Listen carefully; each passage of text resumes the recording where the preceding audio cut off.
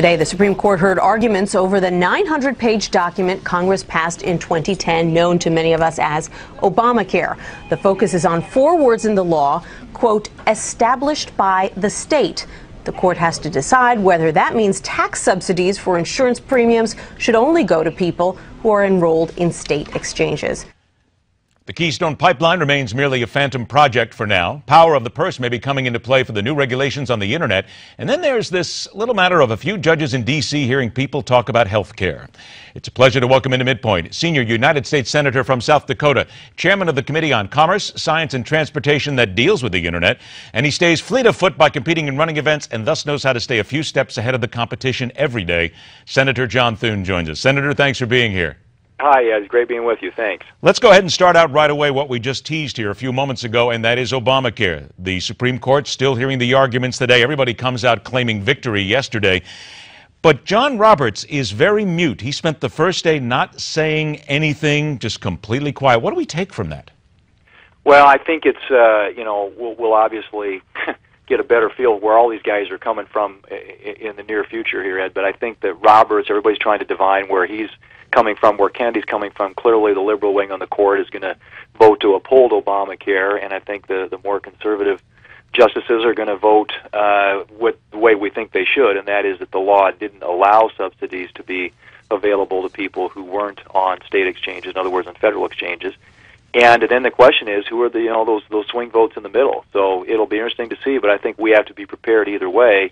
And we're on Capitol Hill, at least, in the Senate and the House, getting ready for any type of contingency or any decision or, I guess, variation of decisions that might come down from the court. Let's talk about that contingency for a moment. If indeed the court finds in favor and finds that those 4 little words do indeed mean that the Affordable Health Care Act is not what it is supposed to be, and they strike it down, what do you say then to all those people out there who are worried about losing their health care, can't afford it without subsidies? Because, Senator, you and I both know the first thing that's going to happen, the Republicans are going to get the blame. Right.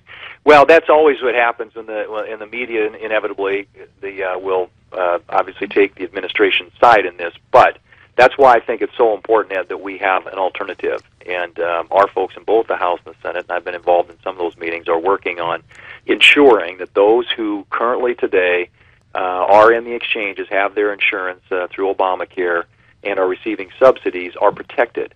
And we've had a number of people, Ben Sass, a new senator from Nebraska, had an op-ed in the Wall Street Journal this last week in which he laid out his idea or solution.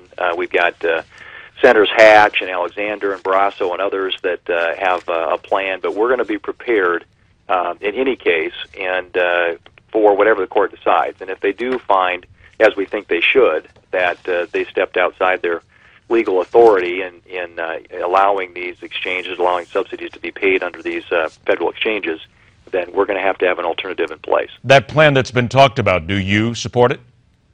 Sure. I mean, we're going to have, as we got different ideas out there right now as we kind of come behind one particular proposal. It will inevitably, I think, include ensuring that the people who are currently on the exchanges, who are getting their insurance through Obamacare and receiving subsidies, are held harmless, for some period of time at least, until we can transition them to a better free market type approach to health care, where they could get a refundable tax credit and have options and have choices and allow the competitive marketplace to work, as opposed to having this one size fits all government-approved health care that people are required to have. Don't you need to get out there, though, the Republicans out there, and tell people that if the president and his administration had not put together such a faulty law in the first place and had not shoved it down the throats of the American people, we wouldn't be here?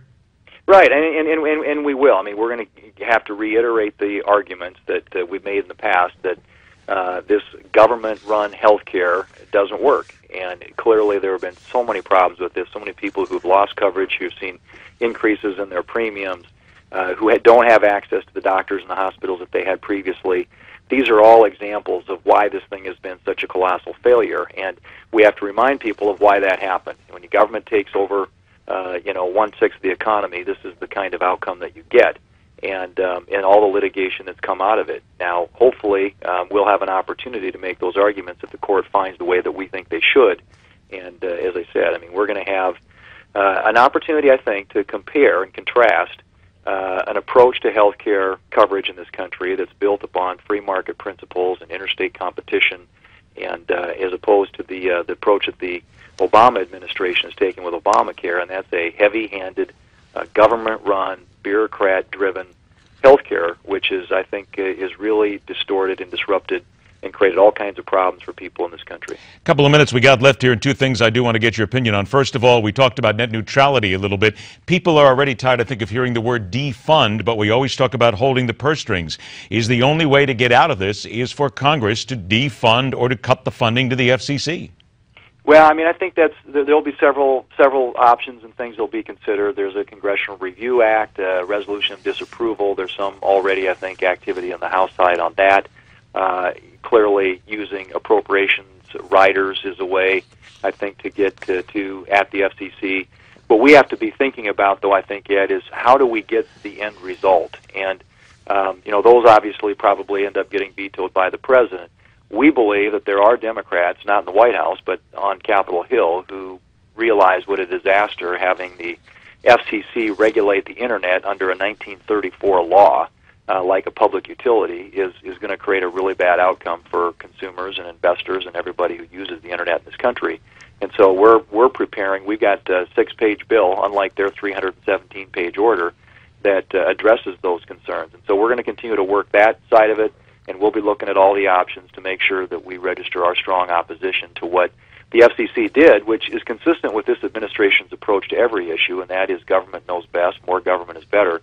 And with the Internet, we've had 2 decades of experience now with a light regulatory touch, and the question should be, why do you want to change something that's working? If it ain't broke, don't fix it.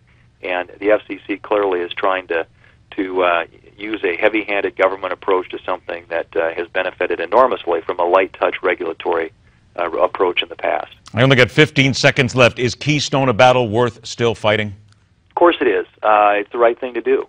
It's infrastructure, it's jobs, it's good for energy independence and national security, and we're going to continue to work that issue and look for other opportunities to get it in front of the president. Always get your hands full getting it out there. The president already made his position very clear on that. Senator John Thune, pleasure to have you on the show. Thanks for joining us. We'll do it again soon. Sounds good. Thanks, Ed. All right, take care, Senator. All right, coming up next, what time of year is it? No, it is not the time of year for another snowstorm. We get it. That's about 90% of the people across America. Come on, it's baseball season. But then again, it's not just all about the games. It's the game length, the season length, and oh yeah, there's this thing about mounds of cash in the SEC West. The sports professor is next, where we question everything. This is MidPoint.